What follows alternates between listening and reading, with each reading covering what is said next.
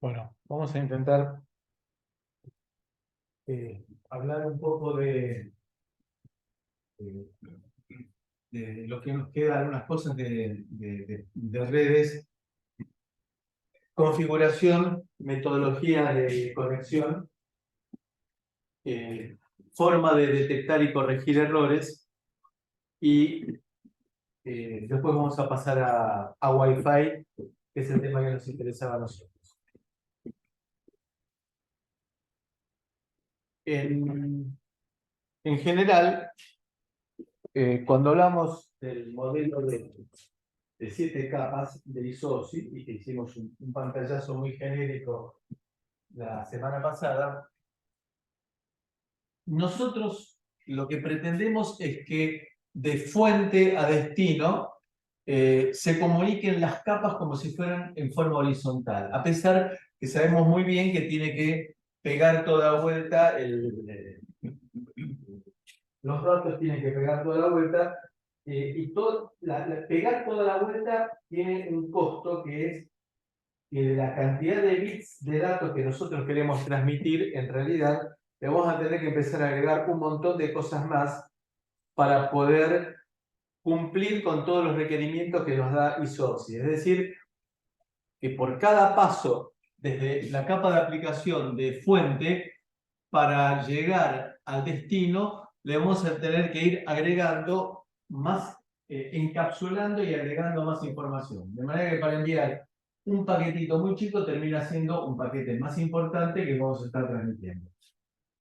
Bueno, lo que nosotros pretendemos entonces es que la comunicación nos aparezca a nosotros virtualmente en forma horizontal, es decir, que se comuniquen entre sí las capas equivalentes o homónimas. Con esta idea es que nosotros lo que hacemos es imaginar que la capa física se conecta, equivale en el modelo de referencia ISOCI, en el modelo de las capas conceptuales de TCP/IP, la parte física y la parte de enlace de datos corresponden a lo que es el acceso a red. Recuerden ustedes que el enlace de datos es la forma en la cual nosotros modulamos, en el caso de trabajar con señales de radiofrecuencia, o la forma en la cual nosotros codificamos la información, la capa de red, la información que se comunica a través de la capa física. La capa de red corresponde a lo que llamamos Internet, la parte de transporte a la parte de transporte, y el modelo TCP/IP, las 3 capas superiores, nosotros habíamos dicho que transporte separaba las capas superiores de las capas inferiores, las 3 capas superiores las involucra en el solo concepto de aplicación. Acá nos aparecen una serie de números que después vamos a tratar de identificar de qué se tratan. Pues acá tenemos el origen, se envían datos al destino. Lo que nosotros queremos es tratar de que con el menor costo de sobrecarga posible, esos datos de origen lleguen al destino de la forma que nosotros queremos. Es decir, que desde el origen de la capa de aplicación pasa por todas las 7 capas, llega a la parte física, que es la parte en la cual realmente se hace la vinculación, y ahora recorre el camino inverso.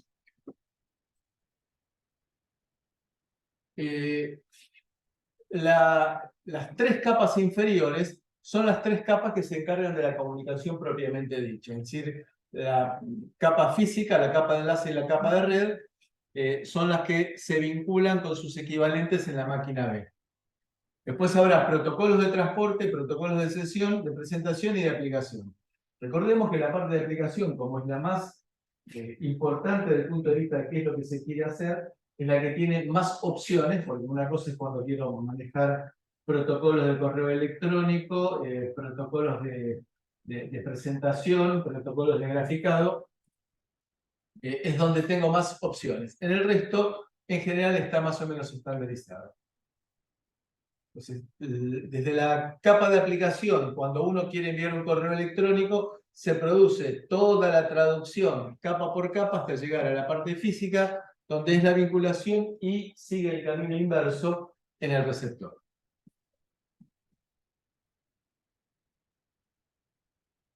Esas son ondulaciones en medio que significaban. No, eso es el camino que hace, porque acá en el medio, entre emisor y receptor, puedo llegar a tener, por ejemplo, switches, por ejemplo, routers. Y lo que está diciendo es que se produce solamente en las tres capas inferiores la vinculación cuando estoy pasando por algún dispositivo intermedio.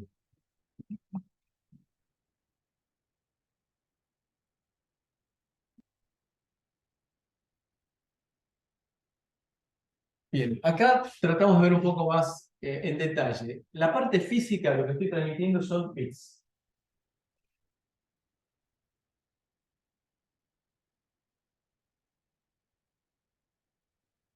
Eh, a nivel de la capa de enlace, lo que estoy transmitiendo son tramas. Es decir, tramas quiere significar, caso bien concreto, lo que era una trama en USB. ¿Mm? Después, ya cuando llegamos a la parte de red, son paquetes. Es algo más estructurado, con una identificación de origen y destino. Y cuando llegamos a transporte, son segmentos. Y recuerden ustedes que transporte es la capa separadora. La parte superior es algo más etéreo, digamos, es algo más, digamos, no está vinculado con el hardware. Mientras que la parte inferior, es decir, las tres capas inferiores, están vinculados con el hardware. Está claro que lo que nosotros estamos haciendo acá con estas líneas horizontales, es decir, que pasando red enlace física, física enlace red, es equivalente a que yo hiciera la vinculación en forma horizontal. Es algo ficticio para tratar de entender cómo es que se comunica. Entonces, a nivel de red, lo que pasan son paquetes, por supuesto, que siguiendo todo el camino del modelo.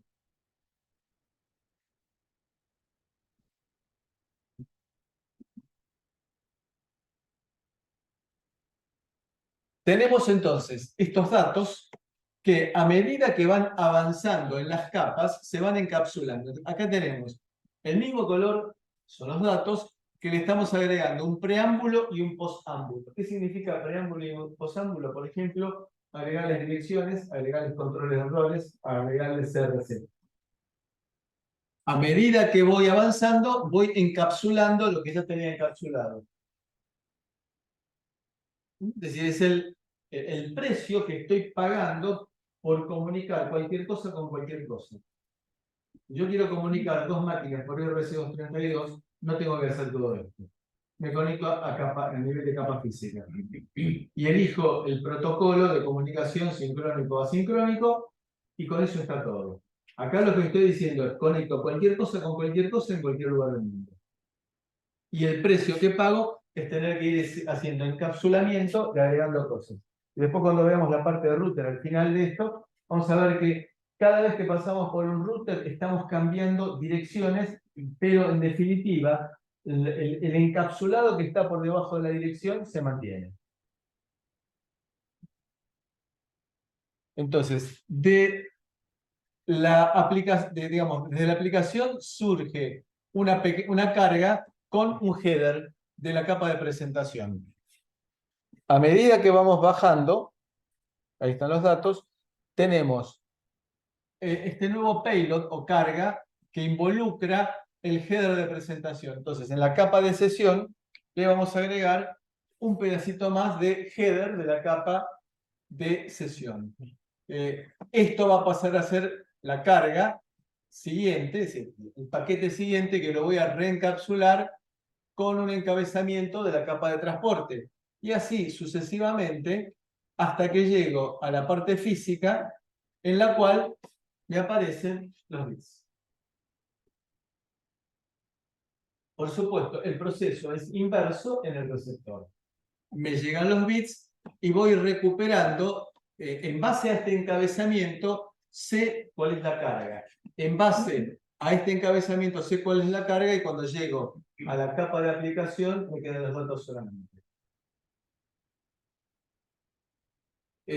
acá lo que tenemos entonces es un router que es el que me va a permitir, en este caso este router es muy particular porque es un router de tipo gateway o puerta de enlace, en el cual me va a vincular la red interna con la nube.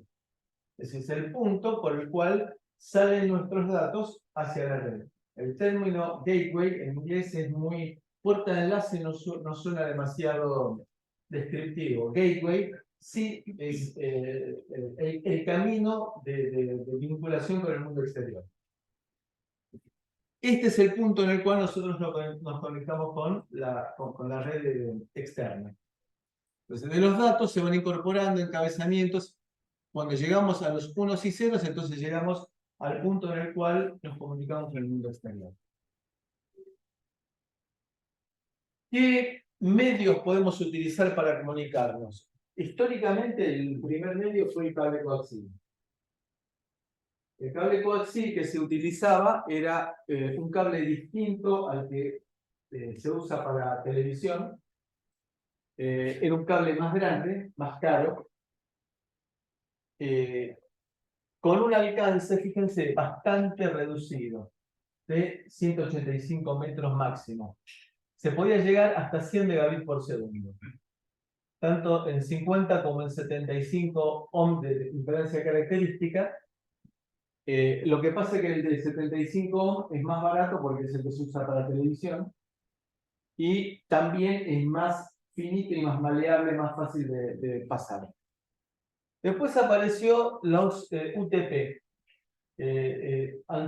Unshielded Twisted Pair, es decir, pares trenzados. Eso ustedes lo han visto, ¿verdad? Con eso se va mejorando la velocidad, llegando a 100 megabits por segundo, y a partir de ahí se puede llegar hasta 1 gigabit por segundo de esa forma, pero a partir de ahí entra la vinculación más popular hoy en día ya, es fibra óptica. Claro, fibra óptica, lo que se puede llegar a modular en fibra óptica es mucho mayor porque la frecuencia de portadora es mucho mayor porque es visible. Con lo cual, puedo llegar a modular mucho mejor y puedo llegar a tener entonces más ancho de banda en Hertz que puedo llegar a transmitir. Hoy en día ya en la ciudad de Buenos Aires al menos se está dando de que se está incorporando inclusive los barrios al tendido de fibra óptica. ¿Por qué las empresas hacen tendidos de fibra óptica reemplazando al coaxial histórico? ¿Por qué invierten? ¿Por qué se les ocurre? ¿No tiene más alcance?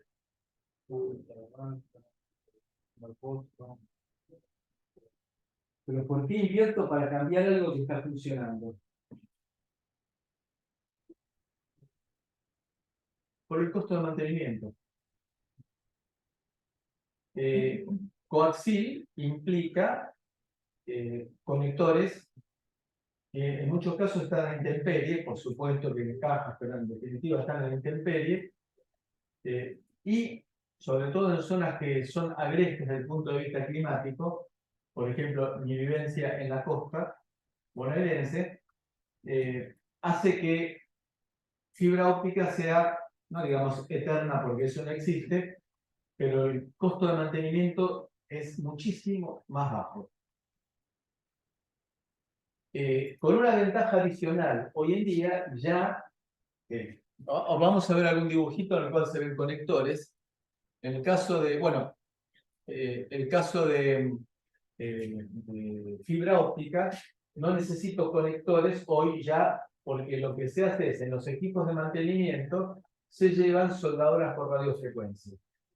Entonces no hay que poner conectores. ¿Por qué los conectores? Bueno, porque en los conectores estoy agregando la posibilidad que entre humedad, la posibilidad que el corte no sea perfecto, que haya un poquitito de aire entre fibra óptica y fibra óptica que actúa como atenuador. Aparte, si es un cable, un conector, el movimiento lo puede llegar a introducir atenuación. Entonces, directamente lo que se hace es llevar en los equipos que ustedes ven de mantenimiento en la calle, tienen un grupo electrógeno. Ese grupo, digamos que están muy bien pensados, el grupo electrógeno se saca de adentro del camioncito para evitar el tema del combustible quemado, y ese grupo electrógeno se usa para alimentar la soldadora, se suelda en el punto y se logra una atenuación muy baja. Porque aparte de lo que se garantiza también es la alineación cristalina del vidrio, como para que haya una continuidad, y lo que se busca es disminuir la atenuación. Y aparte también se llega a mucha mayor distancia sin necesidad de repetidores. Aquel que mira, sobre todo los que viven en el barrio, en el cual no hay obligación de que sea subterráneo entendido, me parece que en Buenos Aires en ningún lugar es obligatorio. Por lo que yo recuerdo ahora, en todos los lugares está salvo en el microcentro, están todos los tendidos por el aire. Sí. Bueno, es necesario, de vez en cuando ven unos pedazos de allá arriba colocados de amplificadores grandotes, que lo que hacen justamente es actuar como repetidores, porque la atenuación es importante y hay que poner repetidores cada centenares de metros. Esos repetidores tienen que estar conectados a 220 volts, es decir, que si me cortan la luz, me quedo sin internet y sin cable. Cosa que en las épocas de los cortes hemos vivido. Bien, entonces ahí aparece la necesidad de tener repetidores, y estos repetidores entonces cumplen la función de reponer la pérdida de nivel que se produce por la atenuación y por los parámetros parásitos del medio de comunicación que utilicemos, ya sea UTP o coaxil. Entonces, el coaxil dijimos que, bueno, es lo que ustedes conocen, tiene una capacidad importante entre el núcleo, porque tenemos un dieléctrico de por medio y la malla, y eso hace que la atenuación sea importante también. Se utilizan conectores de tipo BNC, que esos conectores son sensibles a la oxidación, en el caso de que el conductor central, que es de cobre, de que se produzca sulfatación o carbonatización, en ambos casos son aislantes, introducen pérdidas. El UTP es el parterenzado que se utilizan los colores para poder identificar cuando un tendido importante de punta a punta. Che, conecto el rojo y el blanco y rojo. Me salió rojo y blanco y rojo, nada que ver con el fútbol. De esa manera puedo llegar a conectar bastante fácil estructuras que no sean las estándares. Los conectores que utilizamos habitualmente, los RJ45, está estandarizado qué colores tengo que utilizar. Pero cuando quiero hacer una red que no sea estándar, tengo esa forma de codificar los cables. Bueno, y fibra óptica hoy en día, y acá tenemos el conector multimodo, que es el que nos permite efectuar una conexión entre fibras ópticas, pero insisto, que es algo que se trata de evitar, salvo que sea un lugar en el cual no haya alternativa de producir soldadura de fibra óptica.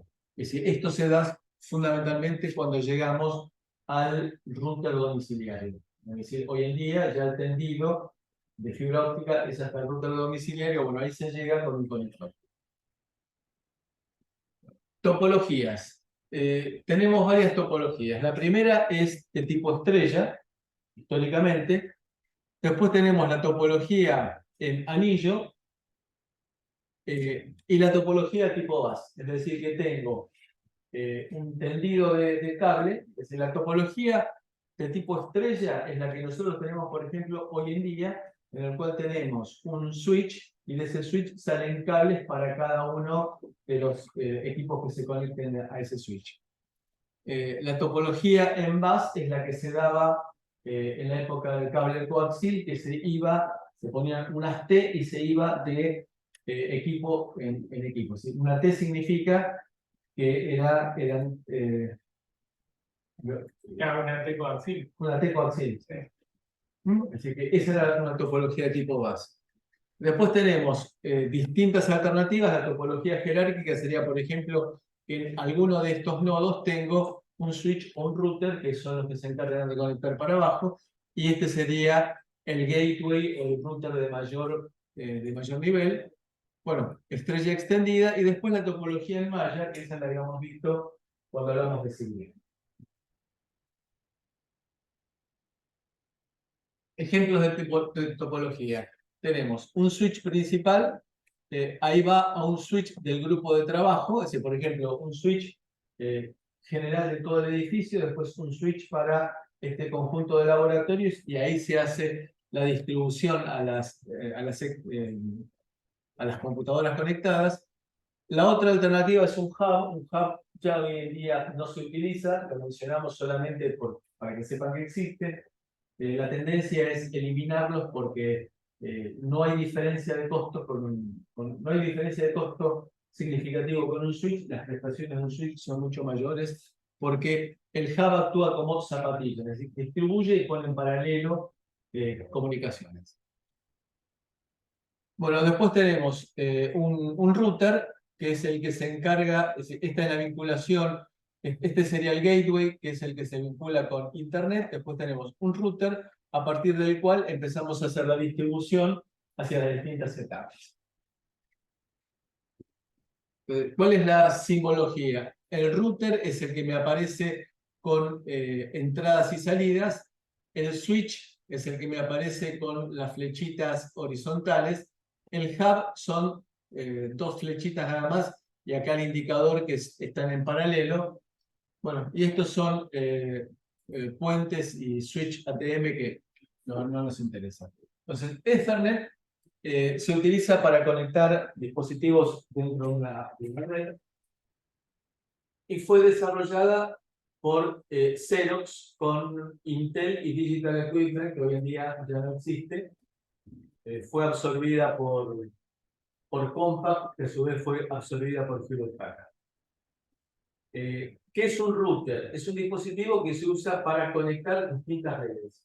Vamos a ver algún dibujito aclaratorio. Y aparte, al conectar distintas redes, pensemos que las redes no tienen por qué estar físicamente próximas, sino que la idea es poder conectarme con redes en cualquier lugar del mundo, para lo cual voy a tener múltiples caminos posibles. De vuelta, retrotraigámonos a lo que habíamos visto con Zigbee. En el caso de Zigbee, cada nodo sabía, porque había algoritmos que le permitían determinar cuál era el mejor camino para ir hasta el destino. En el caso de los routers, tienen tablas internas y algoritmos que dicen, para llegar a tal destino, el mejor camino en este momento es este. Y eso es dinámico, porque depende del tráfico que haya y depende si se cae alguno de los nodos intermedios. Al ver que no hay respuesta, porque si estamos trabajando con Ethernet, vamos a necesitar saber que el nodo receptor está vivo y genera acknowledge. Entonces, si me fallan los acknowledge, digo que hay algún tipo de problema y busco una ruta alternativa. Esa es la razón por la cual tenemos la confiabilidad que tiene la red hoy en día. Voy a contar una anécdota solamente para cortar un poco la grasa. Cuando comenzó a salir Internet, era totalmente desconocida por los usuarios. Entonces había cursos. Uno de los que ofreció los primeros cursos fue Hewlett Packard, aquí en el barrio de Belgrano. Fue en el año 90 y pico, que teníamos un presidente que tenía fama de bufón. Entonces, bueno, nos muestra primero cómo se... Usted digamos, nada que ver con lo que conocemos hoy en día. Estamos hablando de 30 años atrás. No existían navegadores como lo conocemos hoy en día, sino que uno tenía que ponerse a escribir la dirección. No sé por qué razón a mí se me ocurre entrar, no tengo idea por qué, en la página de la Casa de Gobierno Argentina. En el momento, y lo que digo, doy mi palabra que no estoy exagerando, en el momento que empieza a aparecer la imagen del presidente, se cortó la conexión. Digamos, en ese momento, de vuelta, era tan primitiva la conectividad que había, que un enlace especial que había hecho Hewlett Packard con algún lugar del mundo. Bueno, se cortó la comunicación. Tuvieron que hacer de emergencia, y perdiendo un montón de tiempo, una conexión, creo que era o con Australia, con Sudáfrica, algo así por el estilo, digamos, como para que nadie cree en las brujas, pero que las hay las hay. Fue la aparición del presidente de aquel momento que produjo, con Magali, que sueña, el corte de la conexión. En ese momento no había red, era algo, insisto, muy primitivo, con enlaces de muy baja velocidad, en los cuales uno veía realmente cómo la imagen, la pantalla se construía. Así que, claro, frente a no tener nada, era excepcional, pero uno veía cómo iba bajando la presentación de la pantalla. Pasaron 30 años. Bueno, fíjense, los routers utilizan tablas de enrutamiento y algoritmos de enrutamiento para determinar la mejor ruta para los datos.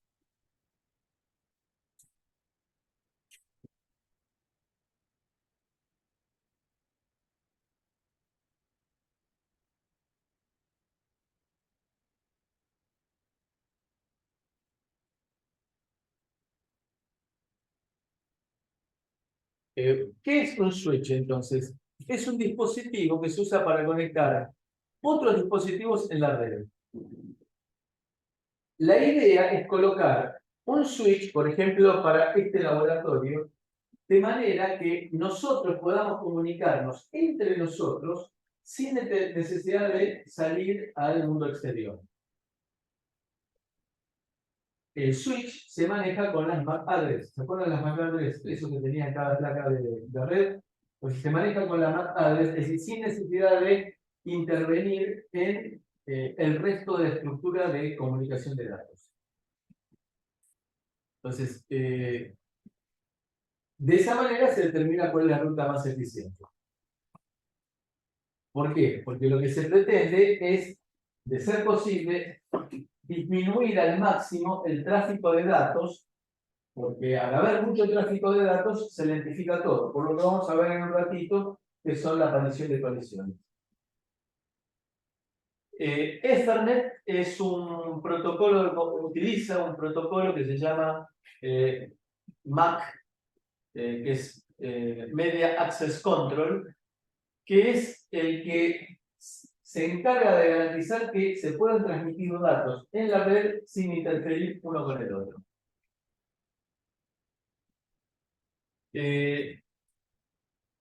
Utiliza un protocolo de la capa de enlace de datos y que existen varios tipos de protocolos MAC y nosotros nos vamos a concentrar con el que se utiliza mayoritariamente, se llama CSMA-CD. Quiere significar Carrier Sense Multiple Access Collision Detection. Que dice nada.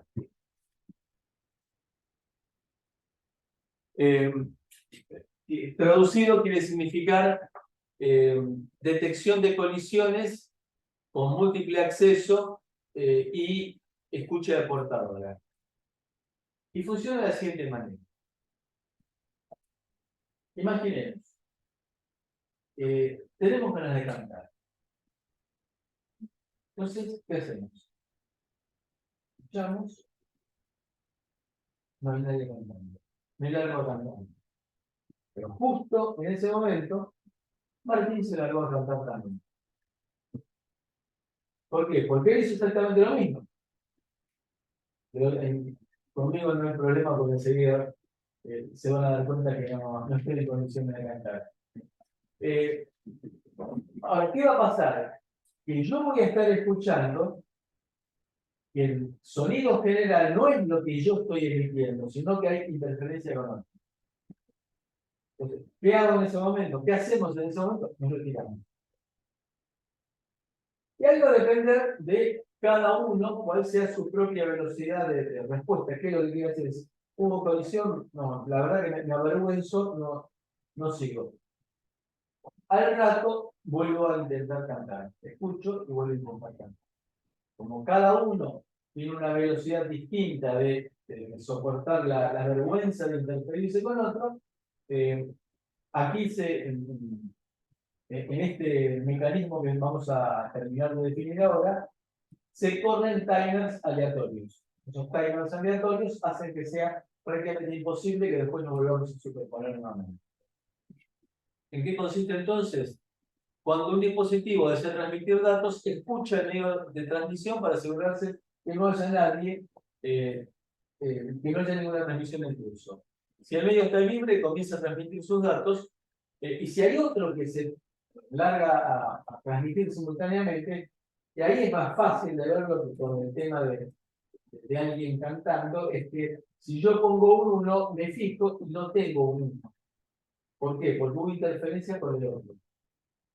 En ese momento, los dos, porque el otro se ve que puso un 0 y no hay un 0, entonces los dos nos retiramos y largamos a correr un timer, y que es el que vuelve a permitirnos dentro de un rato ir y escuchar si está libre el medio. Encima de esto me tiene así un valor de ejecución más fuerte que el otro que no. Cada dispositivo espera un tiempo aleatorio antes se vuelve aleatorio. Por supuesto, antes de volver a intentar conectarse. Ustedes recuerdan, una de las primeras clases en que empezamos a hablar de la parte de comunicación inalámbrica, dijimos que era Carrier Sense Multiple Access Collision Avoidance, es decir, evitar la colisión. Para lo cual, lo que hacía uno era decirle, nodo tal, estás, entonces se producía una vinculación entre yo que quiero comunicarme con el nodo tal, y a partir de ahí ninguno de los dos le va a dar bola a todo lo que sucede, lo que queda alrededor de nosotros. Entonces evitamos colisiones, porque yo le digo al nodo, dale, nos conectamos. ¿Está bien? ¿Por qué? Porque yo, teniendo el aire, no tengo un vínculo físico como es el cable en el cual detecto inmediatamente que haya una colisión. Por eso tengo que, caso inalámbrico, evitar las colisiones. ¿Está bien? Entonces, en el caso de las colisiones, ¿por qué existen las colisiones? Bueno, porque puede darse el caso que dos simultáneamente sensen la existencia de portadoras solamente, es decir, sin modulación, y se largan a comunicar simultáneamente. Pensemos que en cables la velocidad de propagación no es la velocidad de la luz. La velocidad de la luz es el límite que nosotros conocemos en el vacío. 300.000 kilómetros por segundo, más o menos, en el vacío. Acá, dependiendo del medio físico que utilicemos, puede ir entre 0,65 a 0,77 veces la velocidad de la luz. Es decir, por debajo de la velocidad de la luz. Ahí, entonces, lo que se hace es censar la existencia de portadora. Si se detecta que hay solamente portadoras sin comunicación, me largo a transmitir. Y si hay otro que hizo lo mismo, ahí se produce una colisión. La colisión entonces larga los timers y reinicia el mecanismo de comunicación. Bien. El problema que tienen las colisiones es las colisiones producen un daño irreversible. La respuesta es no. Lo que sí me afecta es en la velocidad de comunicación. Me afecta en el tráfico. Porque cada vez que hay una colisión, voy a tener que retirarme y aguantarme por un rato para volver a comunicar.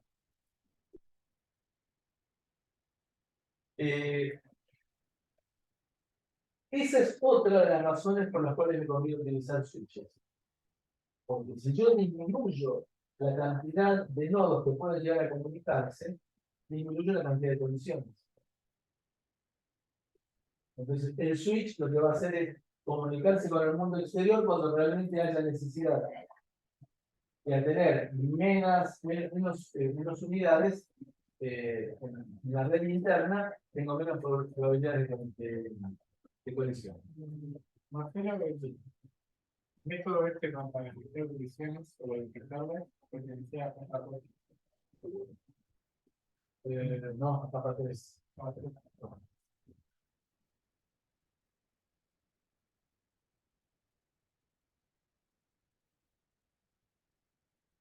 Bueno, hoy en día estamos típicamente en 10 gigabits por segundo. Entonces, por supuesto que para llegar a 10 gigabits por segundo tengo que utilizar cables pensados para 10 gigabits por segundo y conectores pensados para 10 gigabits por segundo.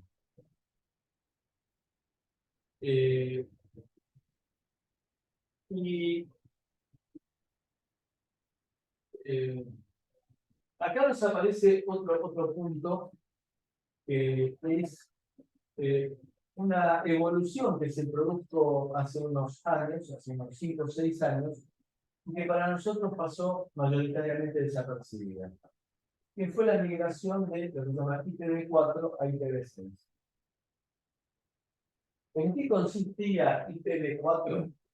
IPv4 era que a cada nodo de una red se le daba una dirección IP de Internet Protocol de 4 bytes.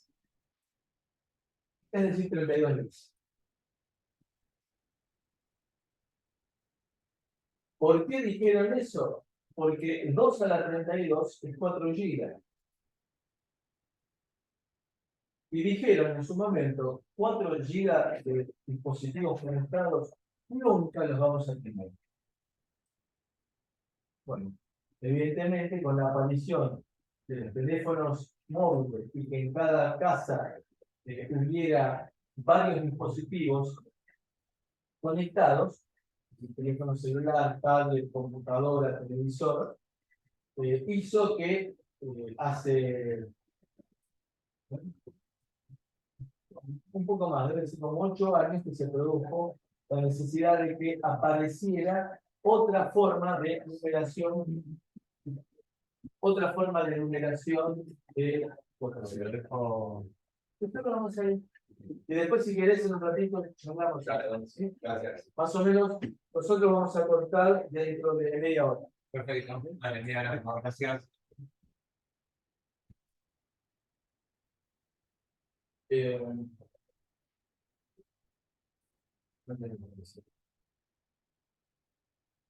Bueno, sí. Estaba hablando de IPv4 y IPv6. Entonces, fue necesario modificar y que esa modificación para el usuario fuera transparente. ¿Qué significa transparente? Que no tuviera que cambiar nada. Y nosotros nos dimos cuenta que no teníamos que cambiar nada. Lo único que cambió, porque ustedes vieron que a veces como el navegador uno tiene la posibilidad de preguntar cuál es la dirección física real de con quién me estoy conectando. Y cuando me conectaba con Google, yo veía que me decía, por ejemplo, 30.25.14.125. 4 bytes expresado en forma de simple. Cuando pasamos a IPv6, Google dejó de ser eso y pasó a ser un choclo así largo de migración. ¿Por qué? ¿Y cómo se produjo esa migración? Ahora, ¿a ustedes qué les parece? Google se identifica dentro de la red como GOGLE.com. No, sino que va a tener que tener una dirección de IP. Debe haber algún lugar o algunos lugares en los cuales, claro, cuando yo le dije, les conté esa historia de la conexión en Hewlett Packard, en los comienzos de la historia de Internet, uno trabajaba con las direcciones IP del destinatario. Lo cual era, uno tenía que llevar una guía telefónica más o menos. Aparecieron lo que llamaban Domain Name Server, en lo cual hace la traducción de el nombre humano www.google.com a la dirección IP real. Y esos son sitios terribles, super, recontra, ultra protegidos contra hackers. Porque ustedes imagínense que si, qué sé yo, el Banco Santander, resulta que la dirección del Banco Santander cambia, alguien se metió en el DNS, el Domain Name Server, y en lugar de mandarlo al banco realmente, me lo manda a mi cuenta para empezar a recibir plata. Evidentemente, hay que tomar un montón de precauciones para que esos sistemas de traducción de letras a números estén bien protegidos. Uno se conecta al servidor de DNS cada vez que tiene una máquina. Es decir, Si ese servidor tiene mucho. no son muchos, sino que son varios distribuidos en el mundo. Es decir, no es uno por barrio, sino que son varios distribuidos en el mundo, porque si yo pongo un DNS en mi casa, y yo lo puedo llegar a modificar. Entonces, es preferible tenerlos, digamos, con una buena velocidad de traducción, pero tener pocos en el mundo y bien asegurados. ¿Sí? Entonces con la dirección web vos te comunicás con el DNS. Sí. El DNS es la traducción. Exactamente. De vuelta, Internet no entiende letras. Los seres humanos no entendemos hexadecimal.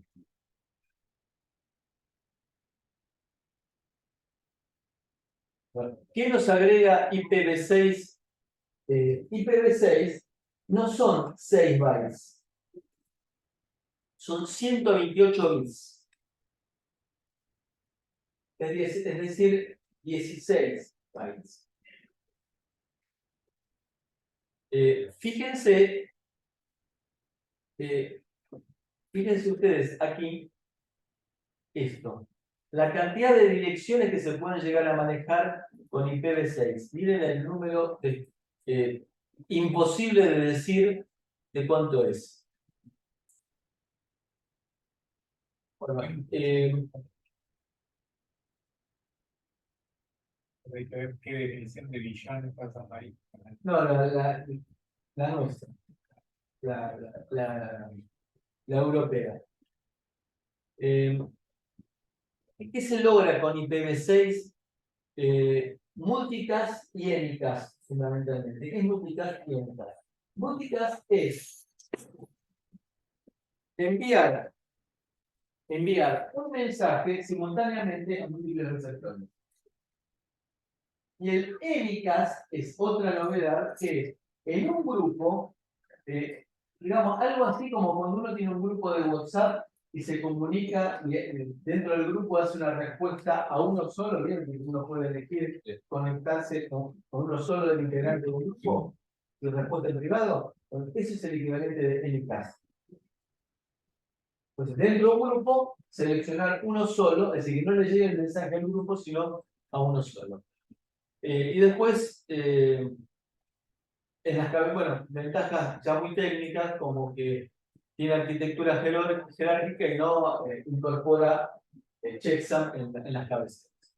Bueno, la migración a IPv6 es paulatina, pero es efectiva, sobre todo en aquellos dispositivos, en aquellos sitios en los cuales tienen una gran cantidad de conexiones de tipo Google, Microsoft, etc. Bueno, bueno, ahí está.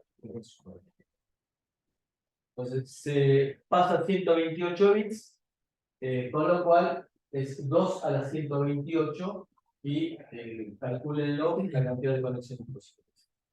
Bueno, los cambios son, bueno, no nos interesan. Tiene un montón de ventajas.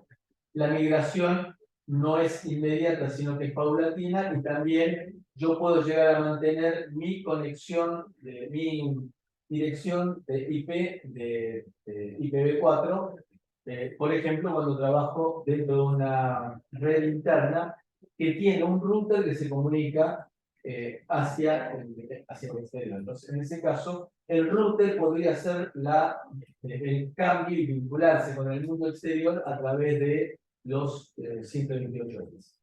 Pero internamente, porque tenemos máquinas viejas que no soportan IPv6, seguimos acá adentro con IPv4. Bueno, ¿por qué la necesidad de IPv6? Bueno, porque ya es común de que dentro de la casa tengamos necesidad de más direcciones de Internet. Caso concreto, y de la última semana. Yo en mi casa tengo el escritorio en una estuche. Entonces, el problema que tenía era que tenía que prender la luz de la planta baja para poder subir al altillo, al escritorio, sobre todo de noche, obviamente. Lo solucioné con, lo que voy a decir, puro, estoy sobrio, tomé agua y mate. Con una lámpara conectada a Internet. Y una aplicación al mismo. Si se fijan en los kioscos, están vendiendo una nueva serie de esos fascículos que venden los diarios. En el caso de Clarín, vende lámparas Philips pensadas para lo que estoy diciendo. Entonces, hay una aplicación que uno la descarga, se encarga de buscar la lámpara, uno le da nombre a esa lámpara, en mi caso escritorio, y tiene una aplicación que uno la enciende desde cualquier lugar de la casa. Es una lámpara común. Cuando uno la conecta por primera vez, se prende como una lámpara común. Puedo variar en este caso, chiches que le agregaron, puedo variar la intensidad de iluminación, el color, darle luz cálida o luz blanca, luz de lectura, y que créanme que relaja mucho la vista cuando uno se pone en luz de lectura, relaja muchísimo la vista. ¿Bien? Es decir, obviamente que ocupa la dirección del bien. Y todo esto hace que, bueno, tenemos heladeras, lavarropas, equipos de aire acondicionados conectados a Internet, y todo eso nos está consumiendo direcciones.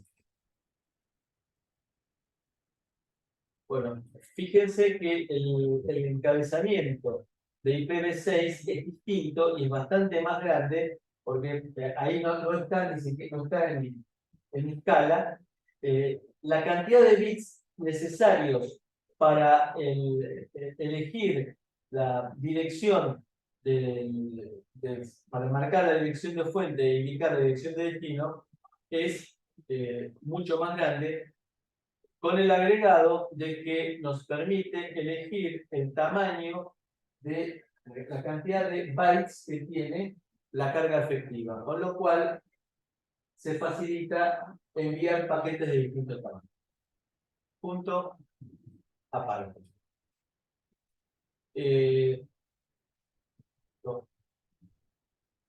Acá tenemos ustedes recuerdan que habíamos mencionado que la IEEE tenía todo un conjunto de normas vinculadas con comunicaciones y esas normas empezaban con 802. Ethernet es la 802.3. En particular, vemos que en Ethernet tenemos datos que pueden ir de 64 a 1500 bytes. Después tenemos una indicación del tipo de trama de que se trata. 6 bytes de la dirección origen, 6 bytes para la dirección destino y 8 bytes de preámbulo. Es decir que para paquetes cortos es muy poco eficiente Ethernet. Y al final tenemos 4 bytes de CRC.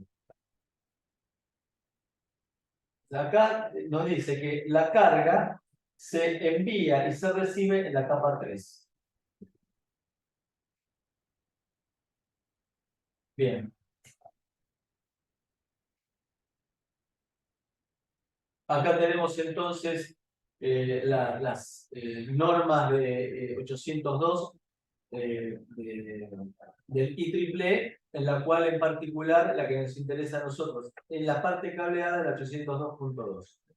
Y después nos aparecen la 802.11, de la cual vamos a hablar en unos minutos, que es la 802.11, es la que habla de comunicaciones inalámbricas.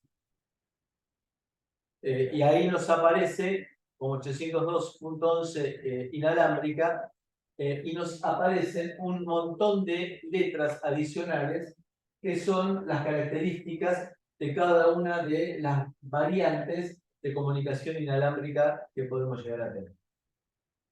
En general son incompatibles una con otra. No siempre. Acá tenemos entonces cómo es la topología a nivel de router. Acá tenemos una red cuya dirección es 193.10.00 y otra red que es 175.13.50.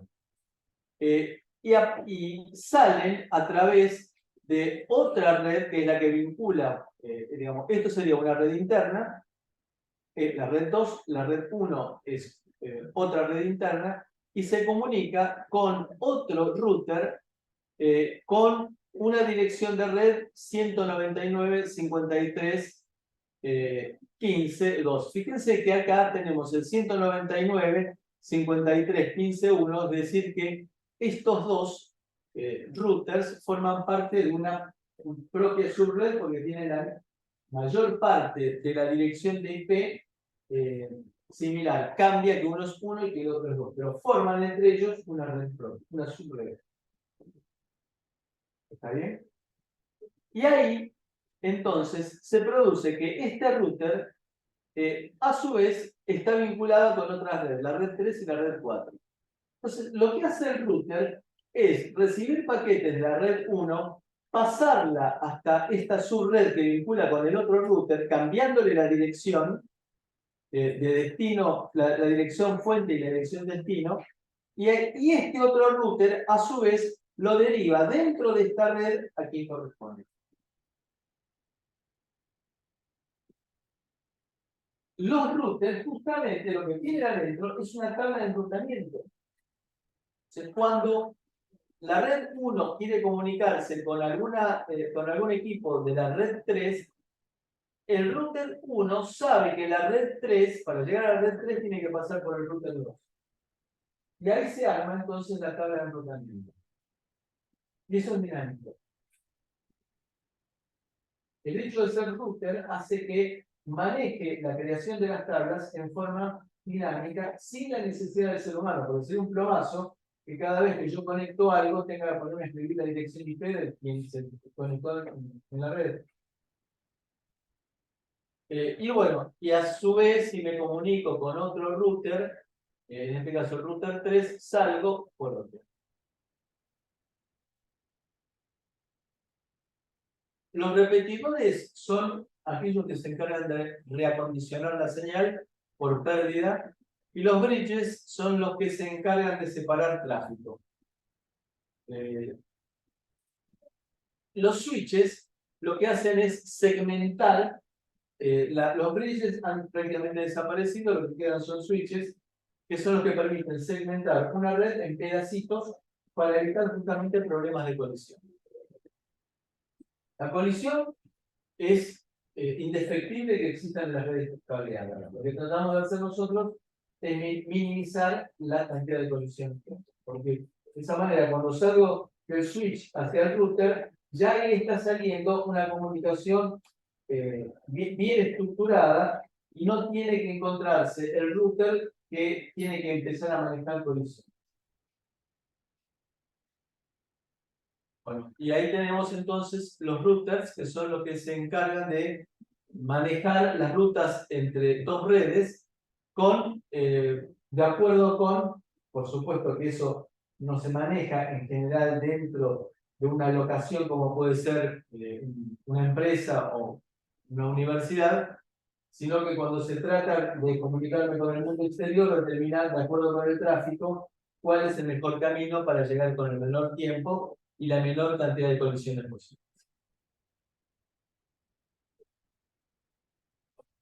¿Listo? Y ahora sí, entramos en Wi-Fi.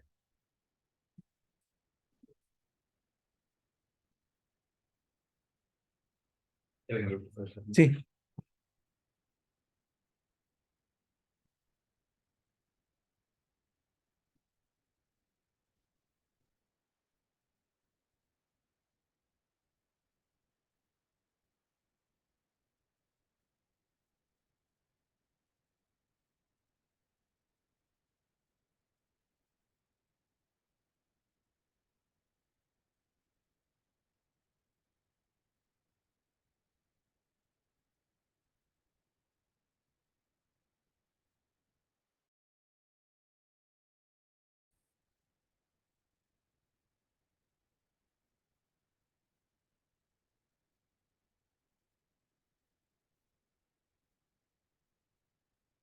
Bien.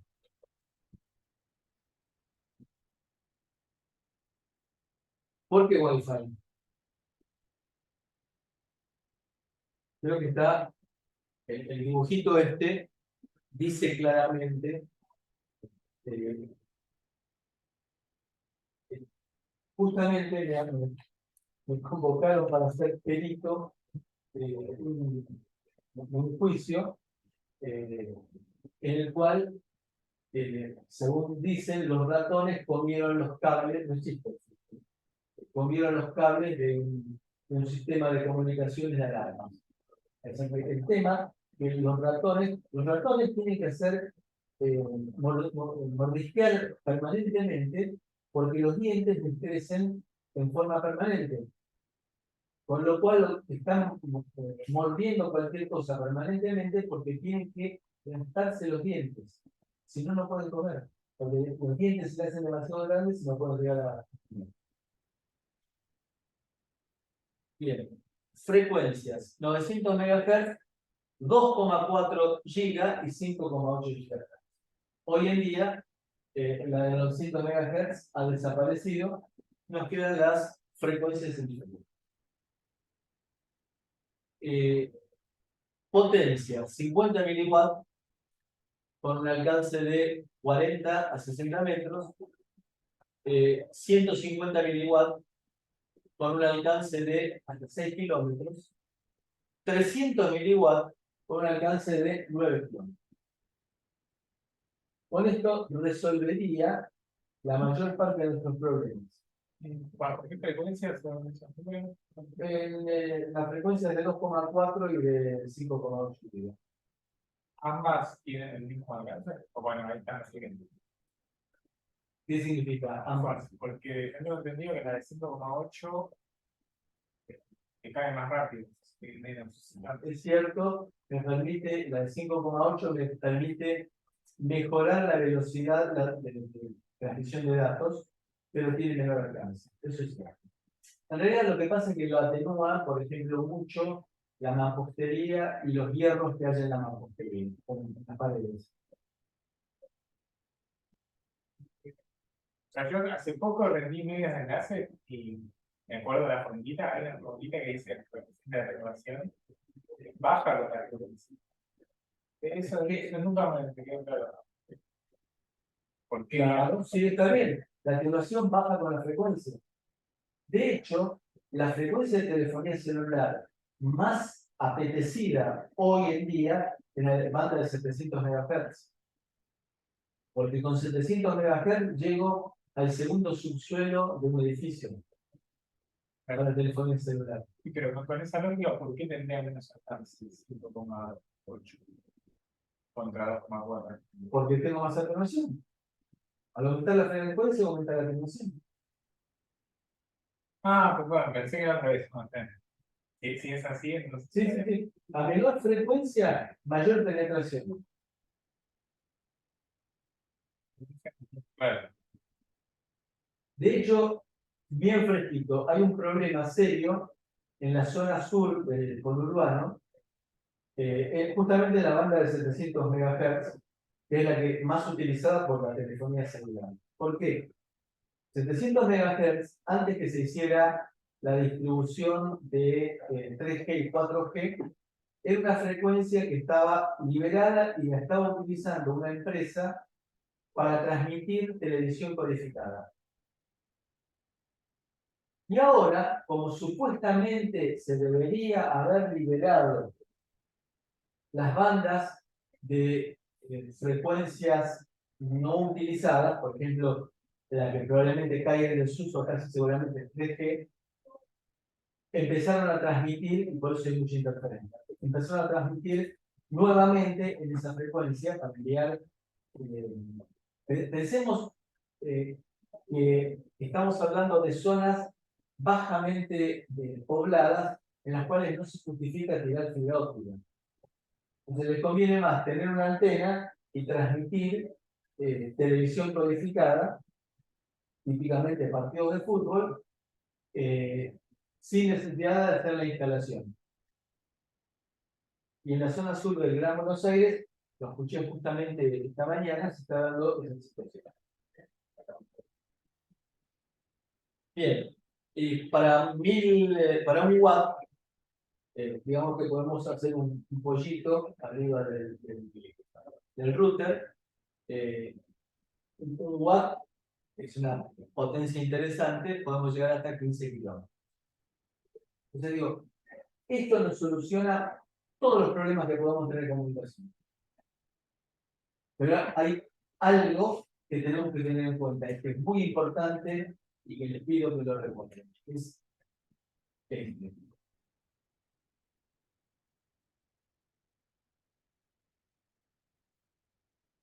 Es decir, que si pongo un watt de este lado, a 15 kilómetros tengo que poner un watt también. Lo cual implica, en ese caso, que no puedo poner algo que no está por baterías. Tengo que ser, cuando uso Wi-Fi, tengo que ser muy cuidadoso en eso. Bueno, vamos a hablar un poco de estándares, de antenas, y después la parte de seguridad. Acá tenemos todos los estándares que uno puede encontrarse, como arrancamos con la 802.11, cuando se vio que no funcionaba, apareció la 802.11b, después fueron apareciendo con modificaciones que en realidad fueron prueba y error. Aparecieron y se dieron cuenta de que no funcionaba y sacaron una nueva. Entonces apareció la B, luego la G, la A, y fueron migrando hasta que apareció una más o menos estable que abarcaba una buena cantidad de las anteriores, que fue la 802.12.n. Lo que hace es, dentro del modelo ISOSIC, lo que ocupamos es la capa 1 y la capa 2 con la parte física y la capa de enlace. Las 802.11 fueron fijadas por la Wi-Fi Alliance y que es la que permite utilizar este logotipo. En una época era un argumento de captura de los bares para ir en muchos lugares del mundo. El servicio de internet en los hoteles, sobre todo, es pago y es muy caro. Muy caro significa muy caro.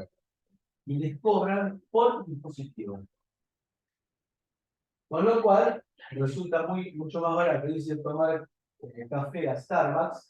Starbucks tiene como política en todo el mundo que tiene Wi-Fi gratis para el público.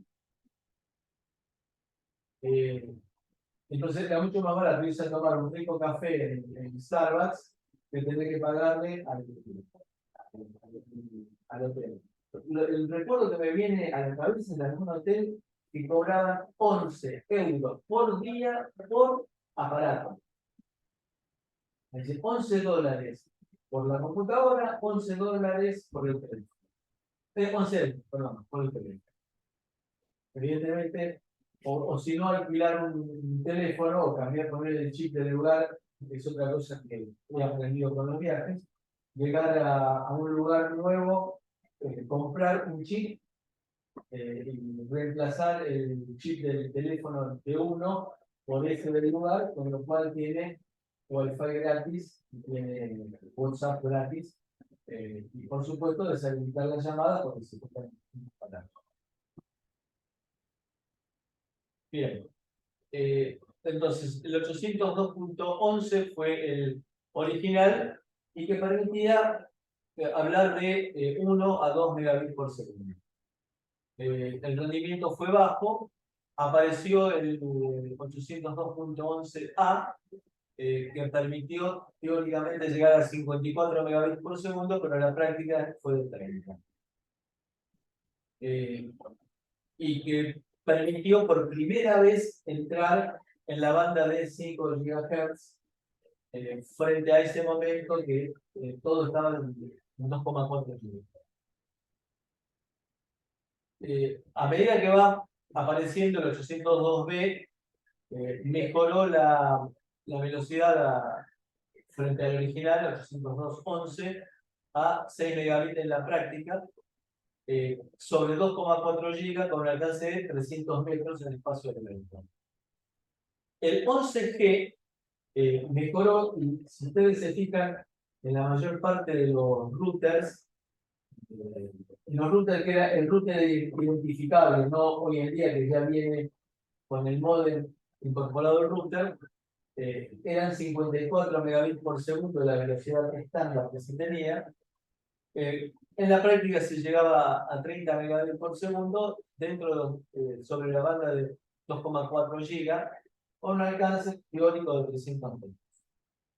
Entonces es compatible con 211B, es decir, una mejora, de manera que una 211G puede también comunicarse con dispositivos 211B. Obviamente que hoy en día 211A y B no existen, sino que ya seguramente los equipos que lo contenían se han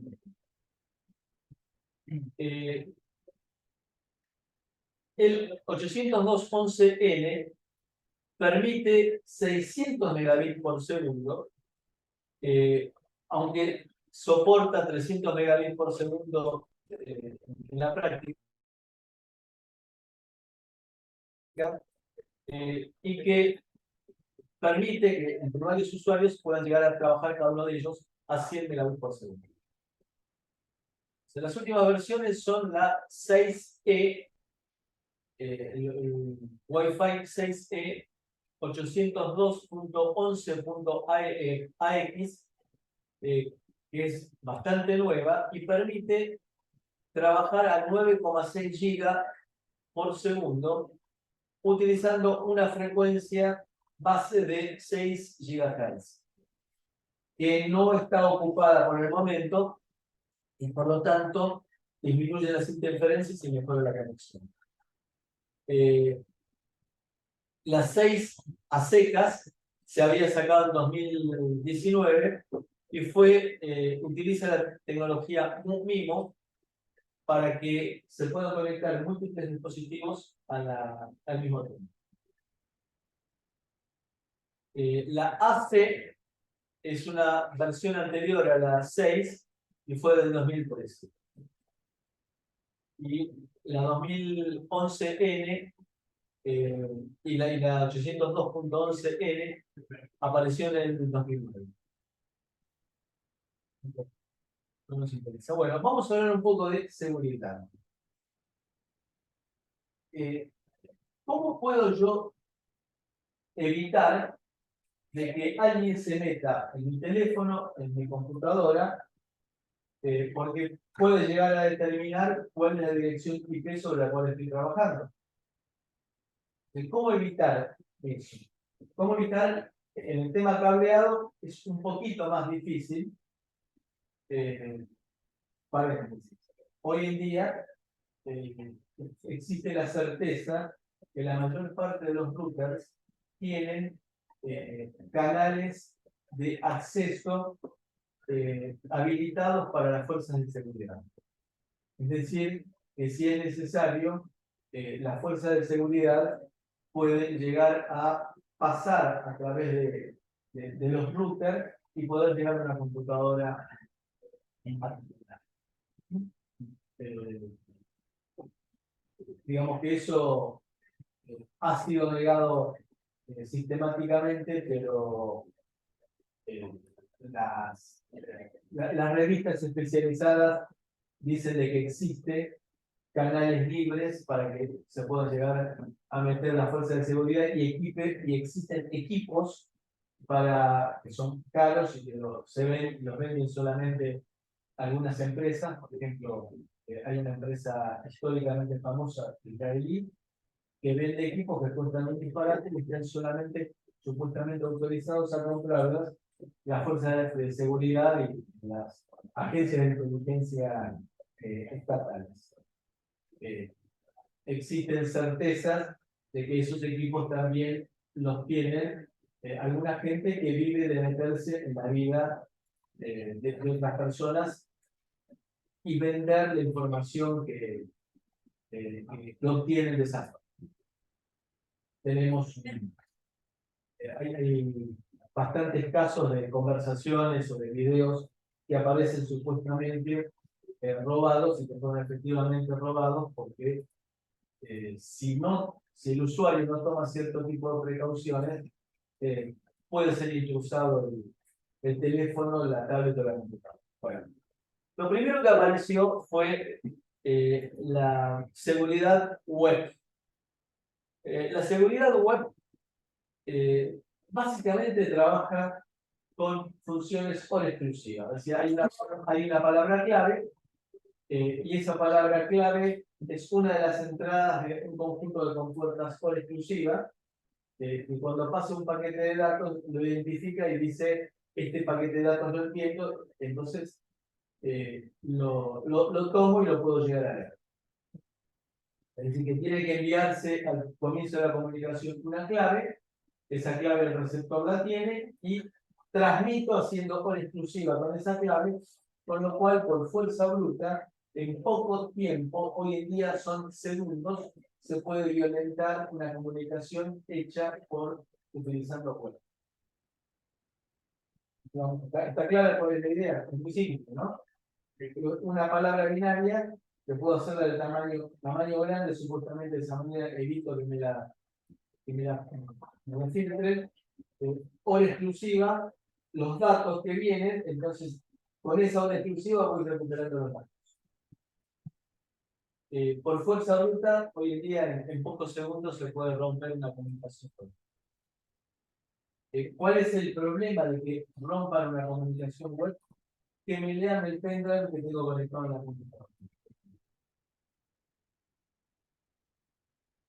Entonces, el cifrado utiliza un algoritmo que se llama RC4 y utiliza una clave compartida entre los dispositivos y eso es bastante fácil de desencriptar hoy en día. Hoy en día se puede llegar a hacer claves más largas de 104 bits, pero de cualquier manera, con la velocidad y el poderío que tienen las computadoras de hoy en día, es cuestión de tiempo y por fuerza bruta, por probar a lo pavote hasta lograr la clave y desencriptar. El algoritmo RC4 es muy frágil, fue el primero. Las claves son vulnerables a ataques de diccionario y fuerza bruta, debido a que en muchos casos las claves, ¿saben cuál es la clave más utilizada? 1, 2, 3, 4, 5, 6, 7, 8. Y la segunda clave más utilizada, Contraseña. sí. 1, 2, 3, 4, 5, 6, 7. Entonces, las claves generadas y cómo se generan. Las claves web son difíciles de cambiar y que, digamos, no hay verificación, entonces se hace complicado de cambiar. Las combinaciones de las claves de 40 bits son rápidamente gerenciables y aparte no hay ninguna penalidad para que si yo intento capturar, si yo intento capturar un paquete de datos con una clave errónea, puedo inmediatamente probar con la siguiente y así sucesivamente, y no hay ninguna penalidad. Entonces, en los otros protocolos que vienen después, por ejemplo, pruebo con una clave errónea y me dan un cierto tiempo de penalidad. Vuelvo a probar con otra clave errónea y me dan 2 a la ese factor de penalidad. Así que va creciendo de forma, y así sucesivamente va creciendo en forma exponencial, con lo cual no puedo utilizar fuerza bruta. Entonces, en el caso de web, sí. Con fuerza bruta pasa. WPA2 fue una migración que apareció en la 802.11i que utiliza un cifrado más robusto con un estándar, una norma que se llama AES, es decir, encriptado avanzado, que es un algoritmo simétrico que se intercambian claves y que es mucho más seguro, es decir, en el momento de conexión no es una clave que va y queda, sino que es una clave que va y otra clave que viene, y a partir de ahí se trabaja con las dos claves. Se utiliza entonces un protocolo de autenticación más fuerte, que es el que se llama 802.1x, y que permite que sea mucho más difícil la captura de datos, ¿no? Tiene dos formas de trabajo: WPA2 personal, que se la conoce también como WPA2 PSK, y después la WPA2 Enterprise. Utilizan el PSK, el primero utiliza una clave compartida, mientras que en el segundo se utiliza un servidor de autenticación para garantizar que quien se conecta sea alguien conocido. Obviamente que ese servidor de autenticación no es domiciliario, sino que es Enterprise, porque se supone que es una empresa en la cual se tiene que loguear el usuario. Digamos que es más resistente que WP, pero de cualquier manera también es franqueable. WPA2 es compatible con WPA, mientras que, ahora vamos a ver los problemas que tiene. Hay una, la Key Reinstallation Attack, que consiste en tratar de cambiar la clave y buscando un atajo se puede cambiar la clave temporariamente del dispositivo y se puede acceder entonces a la información. Quedan rastros, pero se puede lograr acceder, por ejemplo, a una información que esté en una computadora privada. Esto dio lugar a la aparición del WPA3 para tratar de evitar las limitaciones del WPA2 Y lo que hace es, esta es la última generación de protocolos de seguridad, y que lo que hace es emparchar todas las vulnerabilidades conocidas y mejorar la seguridad. No admite fuerza bruta, porque de esa manera, ¿por qué? Por poner penalidades cuando hay accesos incorrectos, y impide de que en un corto lapso pruebe una gran cantidad del atacante, que pruebe una gran cantidad de claves. Y utiliza encriptado individualizado por cada usuario. Cuando uno se conecta, se intercambian claves en las cuales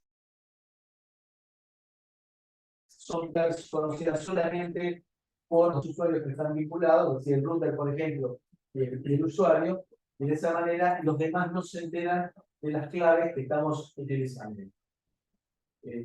Entonces, de esa manera, cada comunicación es una comunicación única. Introduce también el método de precompartición de PSK, es decir, de compartir una única clave de WPA2. Y también ataques de diccionarios, es decir, evitar ataques que estén cantados por qué sé yo, un SAM 34, un SAM 46.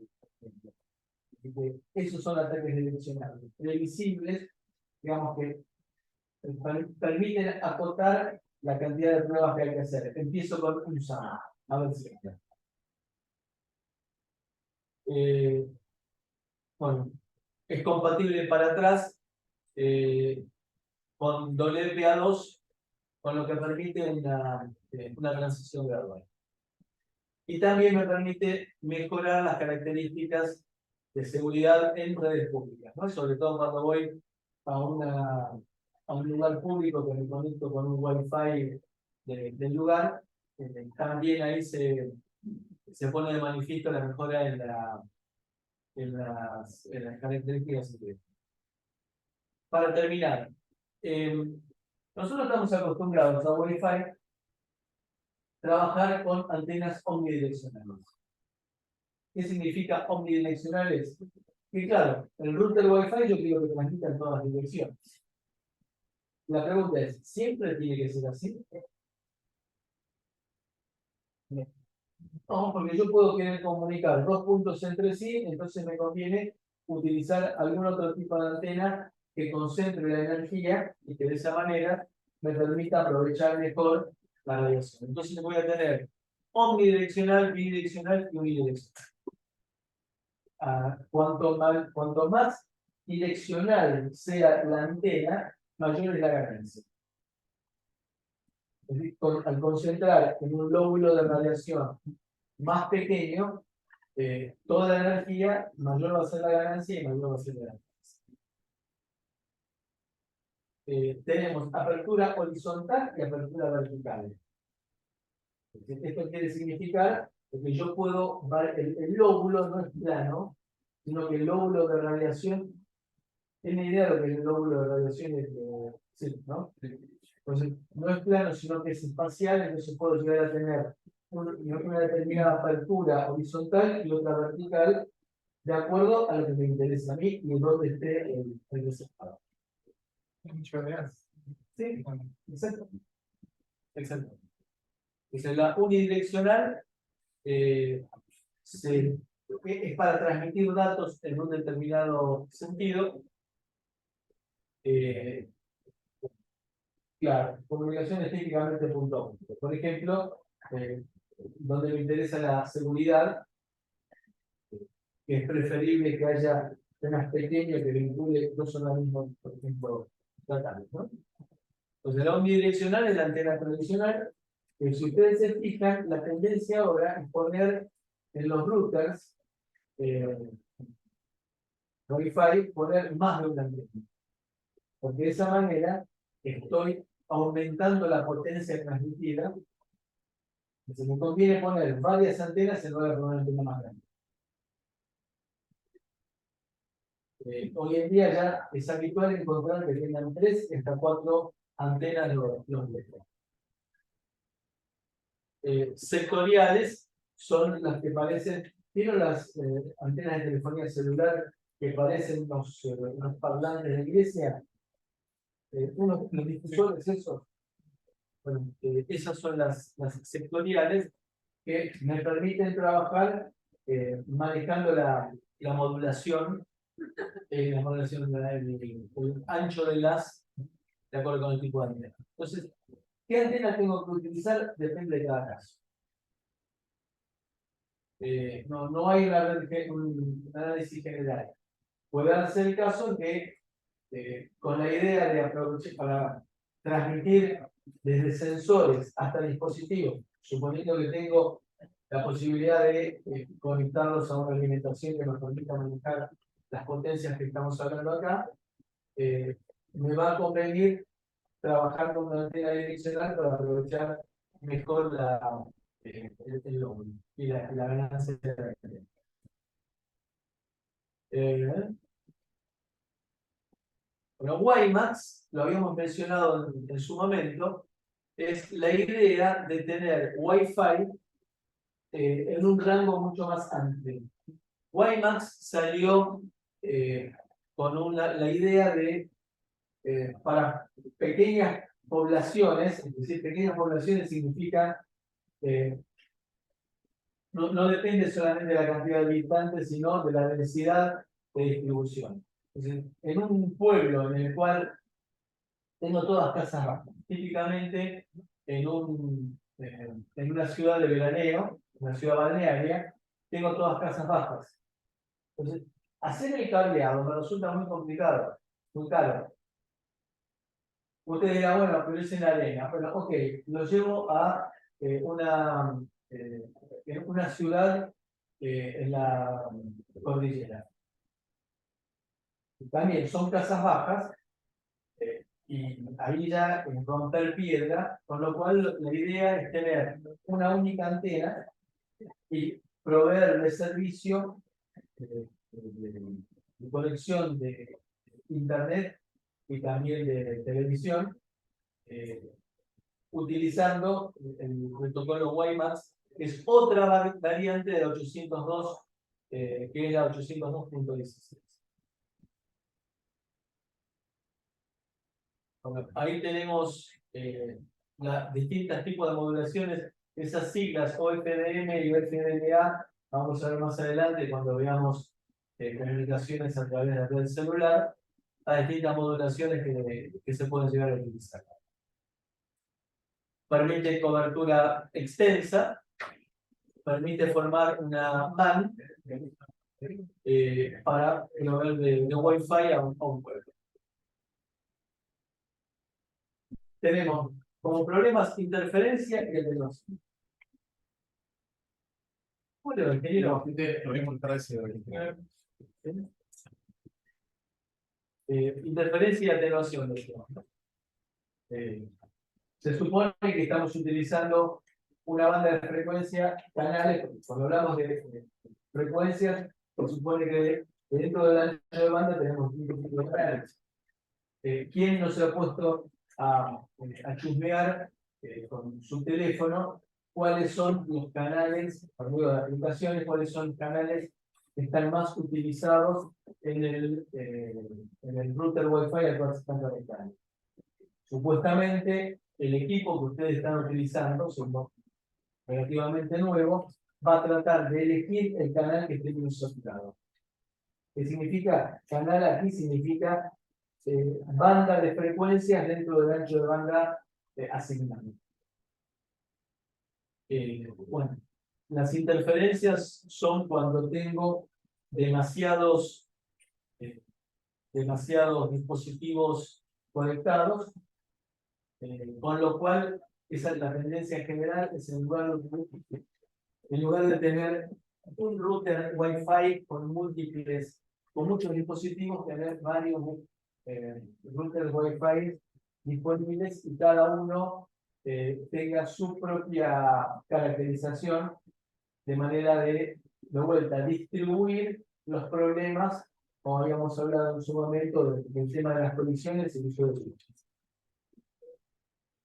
Las redes inalámbricas trabajan, muchas de ellas, en 2,4 GB, Bluetooth entre ellas, con lo cual se tiene que utilizar técnicas de modulación que garanticen de que no haya interferencias o que las interferencias se minimicen y pasen desapercibidas para el usuario. Y la atenuación es el otro tema, que es producto de lo que tenga que atravesar. Cuando uno contrata un servicio de Internet de alta velocidad, eso significa más de 200 megas, le dicen que para medir si la velocidad es correcta, hay que conectarse en forma real. Porque uno llama protestando, yo contraté 600 megas por la promoción que me dieron. Normalmente lo que hacían era ofrecer, en lugar de bajar el costo, aumentar la tasa de transferencia.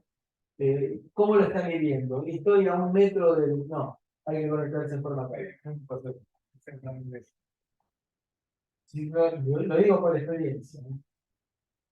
Bueno, fíjense la atenuación. La madera, el vidrio, el yeso tienen baja atenuación, el ladrillo y las hojas media. El agua, la cerámica, el papel y el vidrio con plomo que se utiliza para filtrado, y el metal alta, y el metal muy alto, lo cual es bastante entendido. La sorpresa es que las hojas y el agua interfieren en la transmisión, introducen la atenuación, y eso se pone de manifiesto en los días de humedad. Y en algún momento, por ejemplo, cuando vinieron a instalar, y ese ejemplo creo que lo conté, una antena de comunicación en mi casa, era en invierno y tenía enfrente un árbol que estaba sin hojas, y me dijeron los instaladores, acá no conviene porque en el verano se va a cortar el gas. Así que el agua y las hojas, o el agua que tienen, son atenuantes. ¿Preguntas? Bien, hacemos unos 10 minutitos de descanso y arrancamos con la práctica.